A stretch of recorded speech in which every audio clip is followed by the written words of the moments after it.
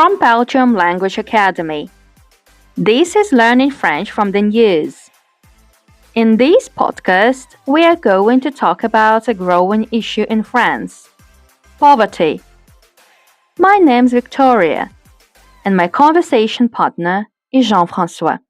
Bonjour à tous et bienvenue dans notre tout premier épisode.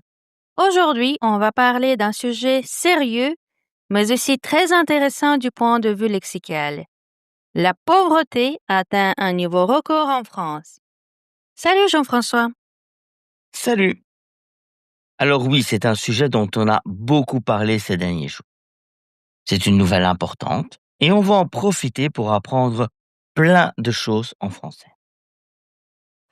Alors, première question. Atteindre un record. Qu'est-ce que ça veut dire exactement? Bonne question. Atteindre un record, ça veut dire que quelque chose arrive à un niveau jamais vu auparavant. Par exemple, la pauvreté atteint un niveau record signifie qu'il n'y a jamais eu autant de pauvreté qu'aujourd'hui selon les chiffres. Et le verbe atteindre, c'est un verbe régulier? Non, pas du tout.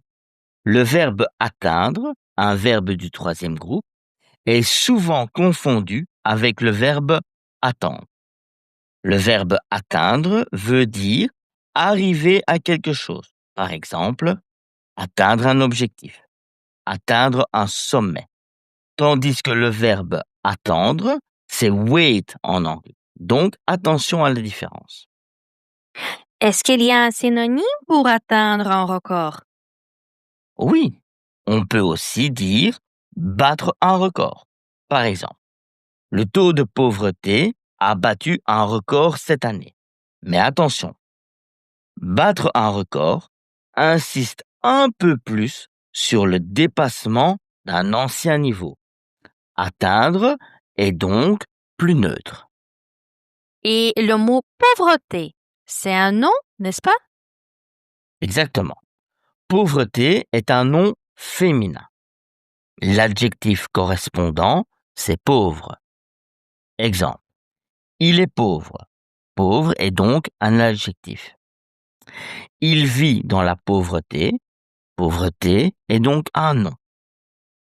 On peut aussi dire tomber dans la pauvreté, lutter contre la pauvreté. Un seuil de pauvreté signifie le niveau minimum de revenus pour vivre correctement. D'accord. Dans l'article, on cite Michel Duet de l'ENCE. Il dit que cette hausse s'explique par l'arrêt des aides exceptionnelles.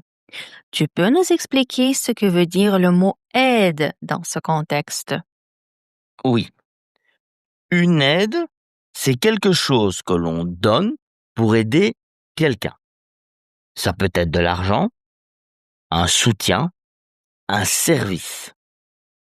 En France, il existe plusieurs aides sociales, par exemple. Le RSEA, Revenu de solidarité active. Les aides au logement, les allocations familiales, la prime d'activité. Et durant la crise sanitaire, il y avait des aides exceptionnelles. Des versements uniques pour aider les ménages les plus modestes. Justement, les ménages, c'est un mot qu'on voit souvent.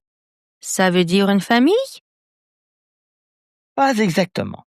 Un ménage, en statistique, ça veut dire l'ensemble des personnes qui vivent dans un même logement, qu'ils soient liés ou non. Par exemple, un couple sans enfants, c'est un ménage. 3 locataires, c'est aussi un ménage. Mais le mot ménage peut aussi signifier d'autres choses. Un ensemble de choses domestiques, spécialement des travaux d'entretien, de propreté dans un intérieur. Par exemple, la lessive, le repassage, nettoyer les sols. Ah oui, c'est vrai. Bon, merci Jean-François, c'était super clair. Eh bien, merci à toi. Et n'oubliez pas, aujourd'hui, vous avez appris des expressions très utiles, comme atteindre un record, vivre dans la pauvreté, et des mots importants comme aide, ménage ou encore battre un record. À très bientôt. À très bientôt, Jean-François, et à bientôt pour un nouvel épisode.